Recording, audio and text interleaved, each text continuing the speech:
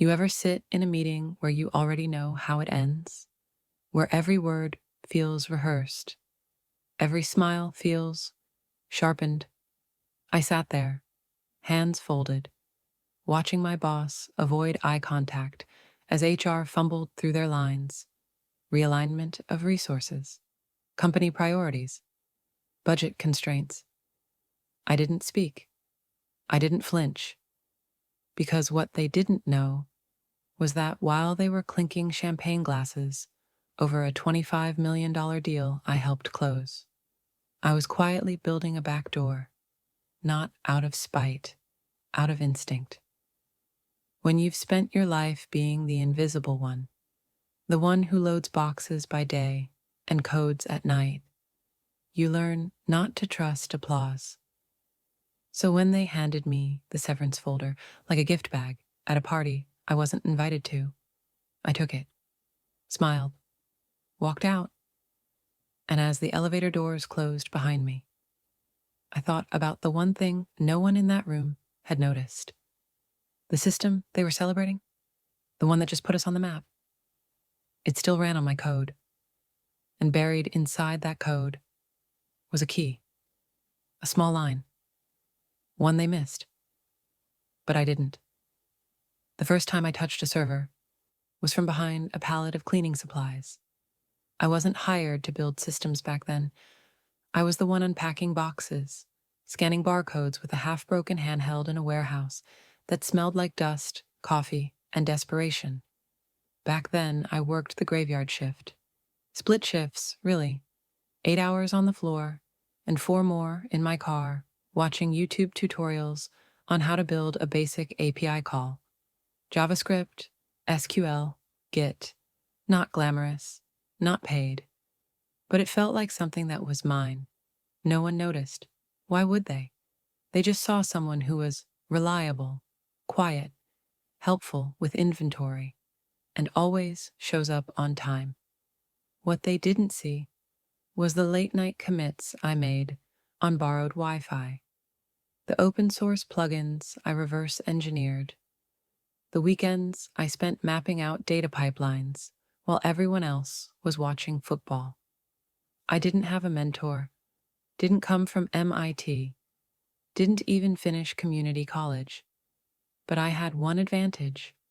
No one thought I could be anything more than the girl with the clipboard. So I learned in silence, climbed sideways. And when the company posted a quiet internal job, logistics integration assistant, I applied, walked in with a working back-end flowchart, and landed it before they finished the interview. They thought I got lucky. I didn't correct them. Because the truth, in this country, you don't wait to be seen. You build behind the curtains until the system can't run without you. It started with a pattern. Orders from smaller retailers were slowing down, but bulk interest, that was climbing, especially from big box chains looking to source local without actually doing the legwork. One night, half asleep in a Slack channel no one read, I dropped a suggestion. What if we built a direct integration with Walmart Marketplace? We'd skip the third-party logistics fees, own the back end, and automate fulfillment before the competition wakes up. No reply, not even an emoji, just silence. A week later, I brought it up in a team sync. Someone laughed, said, "That's cute, but Walmart doesn't just onboard anyone." Another asked, "Do you even know how OAuth works at that scale?" I smiled, didn't argue. I just went home, opened a blank terminal window, and started building. 2 weeks, one working prototype, complete with test data, error handling, and a UI clean enough to pitch. I sent it straight to the CTO, no subject line, no pitch deck. Just the code and a one-liner. This could get us in the door. By Friday, I was pulled into a meeting, not to be congratulated, but to watch our founder deliver my exact pitch to Walmart's integration team. Word for word. my code on the screen, his name on the slides. 3 weeks later, we had a signed deal. $25 million in projected volume. It was the kind of win that gets you on the cover of Inc. for them. Me? I got a great work, really appreciate it, and a gift card to a restaurant I couldn't afford the parking at. But I didn't ask for credit, because credit fades. Control, that's what matters. They booked out a rooftop bar downtown. Glass walls, Edison bulbs. One of those places where the menu doesn't have prices, and the cocktails come with sprigs of rosemary, like that makes them worth $18. Everyone went. The engineers, the product team, even the interns. They toasted to breaking into big retail, clinked glasses over the Walmart win like it fell from the sky. I wasn't invited, no calendar ping, no Slack mention, nothing. But I saw the photos. They posted them everywhere. Founders grinning in branded hoodies, marketing girls with champagne flutes, the CTO holding up a slide that said, "Built different." The irony? The slide was a screenshot of the dashboard I had built. The one I'd stayed up fixing until 3 a.m., after an API auth bug derailed production. No one tagged me. No one had to. I wasn't the kind of name they wanted in the room. You know the type. Quiet, plain, non-technical looking. The kind they thank in a footnote. The kind they call brilliant after they're gone, if they remember at all. But I didn't get angry. Didn't text anyone. Didn't drop hints. I just took note. Because while they were busy drinking under string lights and patting each other on the back, I was rereading every line of code in that back end, adding comments, tracking dependencies, and preparing for the moment I knew was coming. When people stop seeing you, it's amazing what you can build in the dark. The invite came on a Wednesday. Subject line, HR transition meeting, mandatory attendance. No context, no agenda, just that. I knew. You always know. The room was cold, too cold, like they'd planned it that way. Fluorescent lights, one too many chairs, a bottle of water already opened, like they were saving time. He didn't even look up. The founder, the same one who pitched my system as his vision, sat across from me like we were strangers on a train. HR did the talking. They called it a restructuring, said the company was moving fast, that they were realigning priorities to scale. Funny, just 3 weeks ago I was essential. Now I was non-core. They handed me an envelope. Inside, a severance package that barely covered 2 months' rent, and a polite clause that said I wouldn't sue if I signed by Friday. No handshakes, no thank yous. Just a tight smile from HR, and a "we hope you land somewhere amazing" from the man who'd built his career off my code. I stood up. No tears, no exit speech, just silence.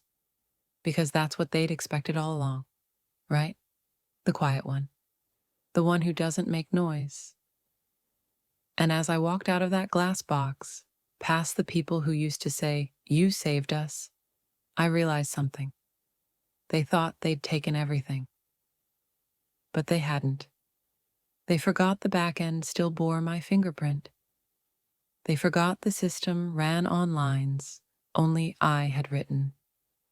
They thought they'd erased me with a signature. They didn't know the story was just getting started.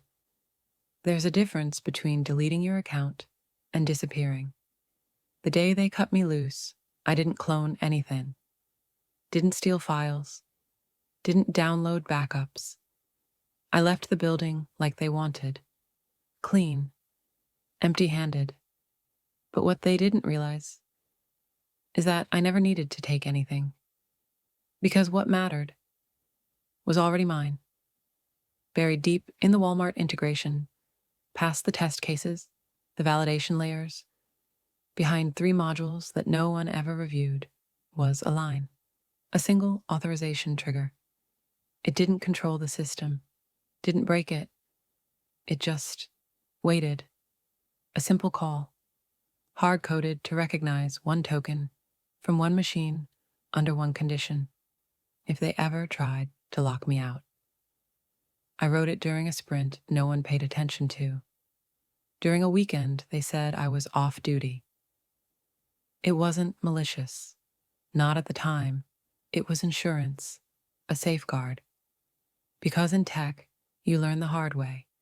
The same people who praise you on Monday might replace you by Friday and never read your commit history. It didn't give me control, but it gave me options. And sometimes that's all you need.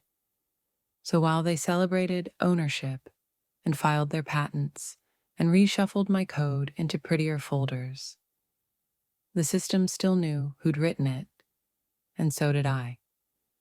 2 weeks after I left, they posted about a strategic partnership. Some Florida-based dev shop, generic name, buzzwords everywhere, scalable solutions, agile innovation, fractional CTO access. Translation? Cheaper labor, no loyalty. They brought in a new team to refactor what I'd built. Said they'd streamline the integration, make it less reliant on legacy code. I smiled when I read that, because here's what they didn't understand. It wasn't legacy, it was layered. Each function had a reason. Each endpoint had history. Not just code, but logic, experience, fail-safes, written from real shipping problems, real vendor meltdowns, real 2 a.m. outages no outsider could predict. You can't outsource memory. And when you build something from the ground up, it doesn't just run, it breathes, it adapts, and it knows when it's being mishandled. But they didn't know that, didn't care.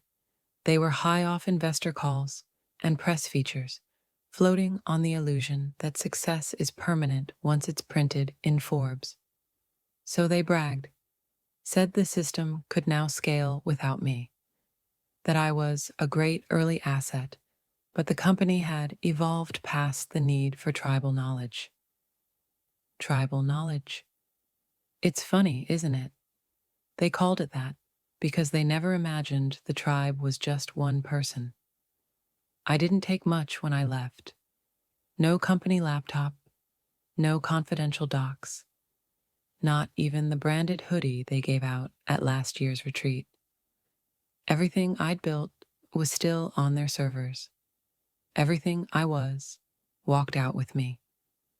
But here's what I did take: a mental map of the entire back end. Flowcharts I'd sketched late at night on the back of grocery receipts. Sticky notes with shorthand system calls, buried in the junk drawer of my kitchen. And one more thing, a quiet confidence that no one else in that building understood the full picture. Not the CTO, not the new dev agency, not the founder who kept calling it his platform. They didn't know how the data synced to Walmart servers, or which edge cases could flood the order queue, or what would happen if someone disabled the token refresh task and forgot to restart it. But I did, because I'd been there when the first sandbox order failed, when the rate limits blocked every request, when the warehouse scanners froze and I had to write a patch at 2 a.m. from my phone. It wasn't just knowledge, it was memory, it was sweat, trial, error, instinct. The kind you don't get from a training doc or a quick call with the transition team. And tucked away in a private repo, under my own name, was the original schema, the clean version, before they rebranded it, before they made it look presentable. I never touched it, never shared it, but I kept it, like a photograph you don't hang up, but can't throw away either. They thought they'd locked me out. But the truth? I just hadn't knocked yet.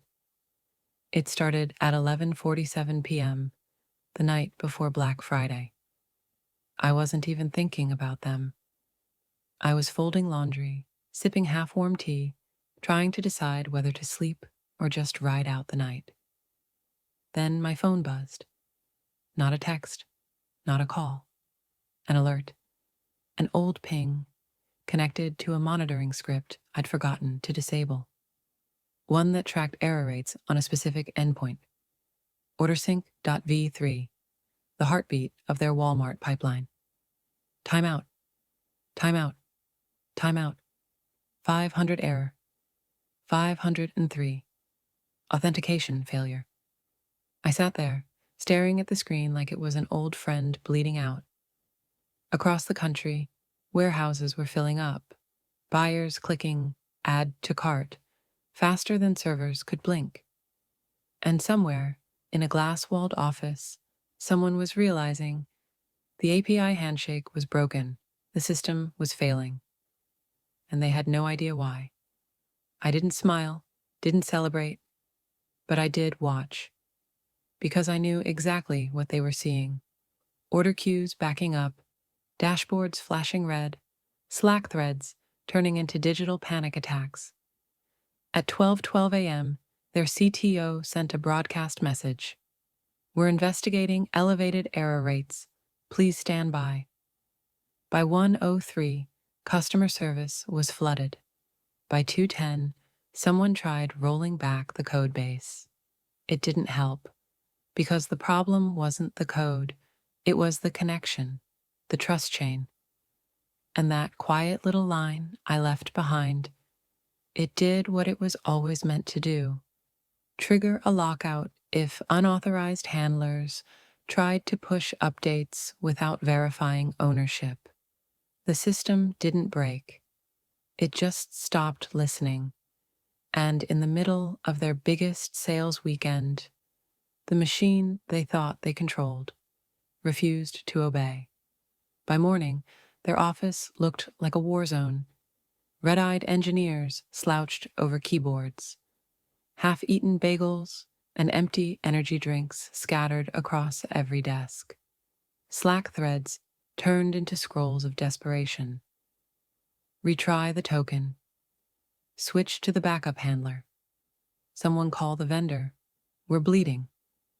They called Florida first, the dev shop, who promised round-the-clock support.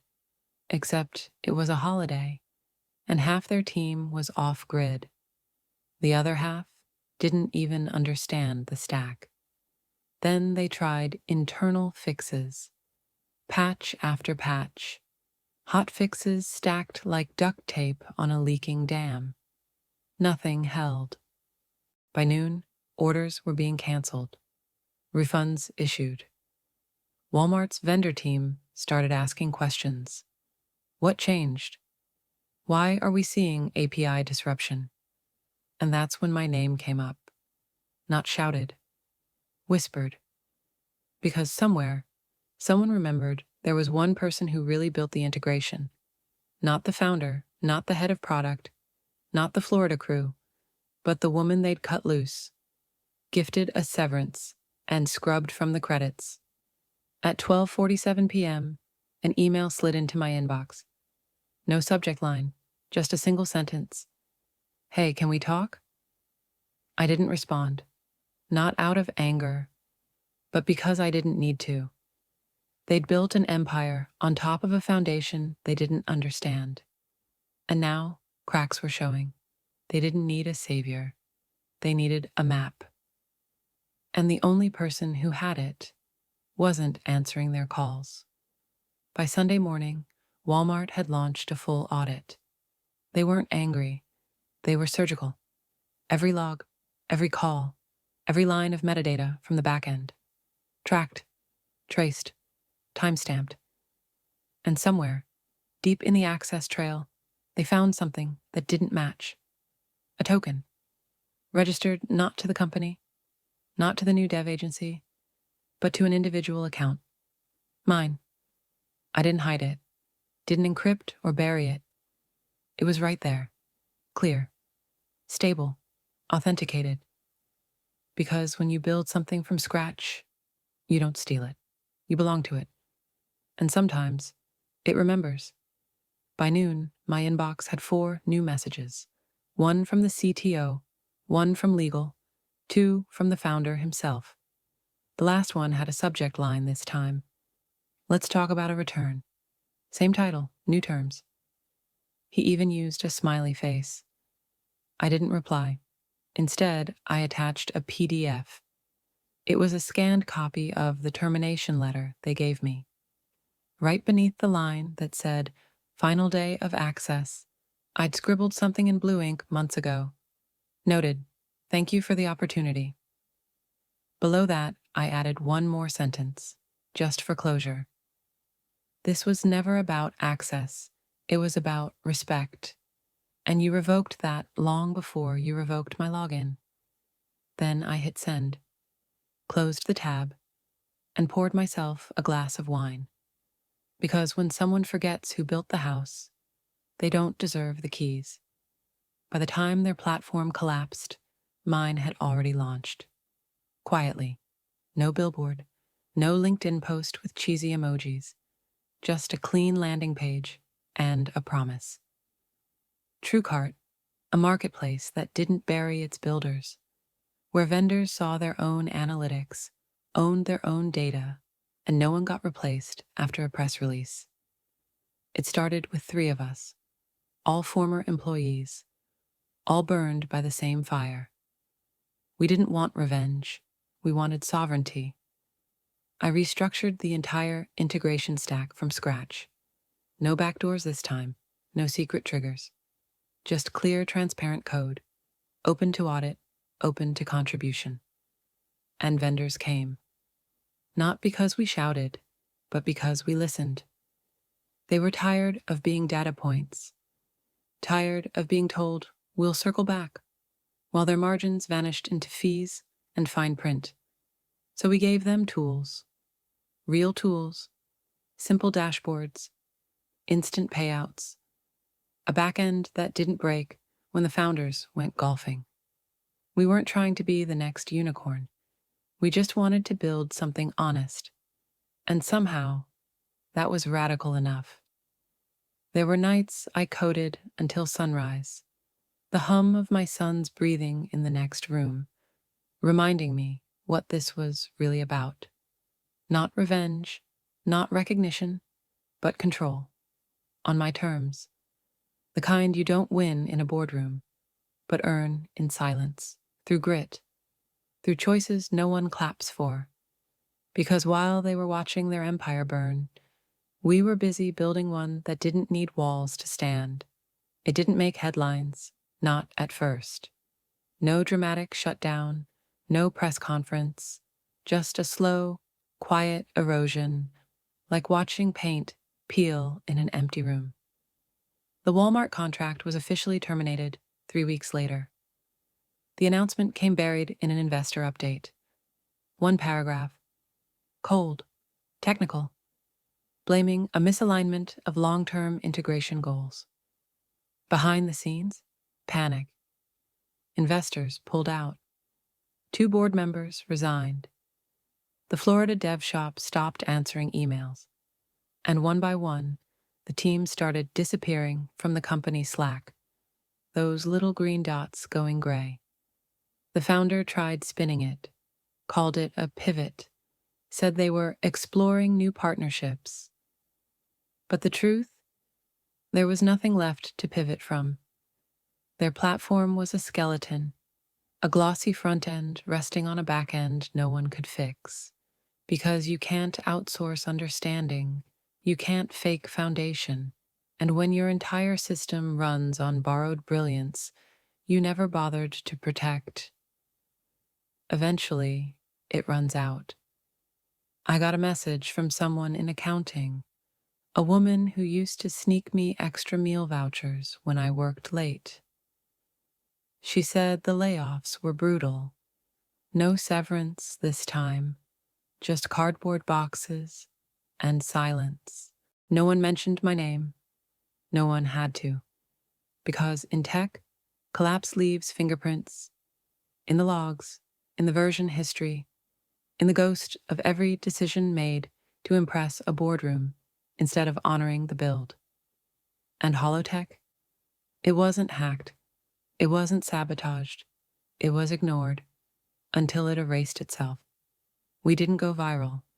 There was no countdown, no launch party, no confetti-filled LinkedIn post, just a quiet, "We're live" message sent to a handful of vendors who'd been burned by platforms that promised visibility but delivered control in disguise. They came, not because we shouted, but because we didn't. No onboarding calls full of jargon, no 20-page contracts, just a clean dashboard, simple payouts, transparent fees, and one radical concept in the startup world. We didn't want their data. We wanted them to keep it. The first week, a soap maker from Ohio joined, then a guy who sold reclaimed wood furniture out of Michigan, then a local bakery that shipped frozen sourdough. We didn't offer performance bonuses. We offered freedom, and they stayed. Word spread slowly, like a secret passed between people who'd had enough. Meanwhile, we worked in a shared office that smelled like burnt coffee and ambition. No glass walls, no kombucha on tap. Just 3 laptops, a folding table, and code that worked because we cared more about uptime than optics. We didn't hire influencers. We answered every support email ourselves, sometimes within minutes, sometimes at 2 a.m. with a baby crying in the background, because that's what real building looks like. It's messy, unbranded, uncelebrated. But every time a vendor pinged us and said, "Hey, this feels fair," we knew we were on to something. Turns out, in a world full of noise, a platform that doesn't speak over you is louder than any ad campaign. Some nights, I'd sit by the window after pushing a new update, watching the lights flicker in neighboring apartments, hearing the quiet rhythm of a world that had no idea what we were building. And honestly, that was the point. There was no nameplate on my door, no CEO title stamped in gold. Just a desk in the corner, a secondhand chair, and a post-it note that read, "Don't forget who you're doing this for." It wasn't for investors. It wasn't for revenge. It was for something far simpler. One night, my son came into the room, rubbing his eyes, dragging his blanket like he always did. He asked what I was working on. I didn't give him the whole story, just said, "I'm building something that helps people keep what's theirs." He nodded, then crawled onto my lap like he used to when I worked the late shift at the warehouse, back when I coded with one hand and held him with the other. That's legacy, not the headlines, not the IPOs, not the revenge arc. Legacy is being able to look someone you love in the eye and know you didn't trade your values for visibility. They tried to write me out, erase me, replace me, but I'm still here. And what I've built doesn't need my name on it to last. Every now and then, I log into the old repository, not to interfere, not to stir the ashes, just to remember. The access logs are mostly silent now. A few pings from automated scans, a few dead links to systems that don't exist anymore. But one thing always catches my eye, a timestamp. Tucked inside an archived commit, last login, Rachel Miller, access at root. It's still there, like a fingerprint frozen in code, not active, just present. And that's the thing about the backend. It forgets your titles. It doesn't care about your resume, your press mentions, your rebrand. But it remembers who built it, line by line, loop by loop. It remembers the long nights, the emergency patches, the undocumented fixes you write in your head because you're the only one who knows the system will crash if you don't. It remembers you. That's the quiet truth they never tell you in tech. That legacy isn't what people say when you're gone. It's what the system still runs on when no one's watching. And when that last login stares back at me from the screen, I don't feel proud. I don't feel bitter. I just feel done. Because sometimes the greatest peace doesn't come from erasing your past, but from outlasting it. A podcast reached out last month.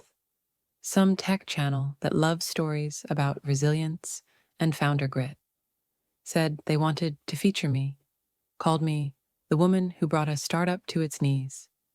Cute title. They offered a full episode, slick graphics, animated clips, a live Q&A afterward. I said no, not because I'm afraid to speak, but because I'm finally in a place where I don't need to. See, there's a kind of power most people never touch. The kind that doesn't come with followers or interviews or Forbes lists. It comes from knowing you don't owe anyone an explanation, knowing you don't have to clap back, because what you've built already says everything. For years, I thought power looked like a corner office, or a job title people had to Google, or walking into a room and hearing your name whispered with respect. But this is quieter, stronger. It looks like turning off your phone at night and not worrying about fires you're expected to put out. It sounds like silence, the kind that isn't empty, but earned. There was a time I would have taken that podcast interview in a heartbeat, used it to prove I mattered, to be heard, seen, remembered. But now, I'd rather keep building, because sometimes the loudest thing you can do is just keep going, without them. People assume silence is weakness, that if you don't fight back out loud, you must not know how to fight at all. But here's what they miss. Silence isn't the absence of power. It's the containment of it. It's the pause before the blade drops. When they fired me, they expected a reaction, an outburst, a lawsuit, something dramatic they could point to and say, "See, she's bitter." But I gave them nothing. Not because I didn't feel it. Oh, I did. But I knew. Noise makes you look angry. Silence makes them wonder what you know. And when they started scrambling, trying to piece together what went wrong, they didn't know where to look, because I didn't leave fingerprints. I left architecture. In American business culture, we glorify the ones who shout the loudest. The disruptors, the viral founders, the ones with catchphrases and conference panels. But the real shifts, the ones that change things, they happen in the back end, in quiet rooms, in systems rewritten by people no one ever sees coming. Silence can't be quoted, can't be twisted, can't be used against you. And that makes it terrifying.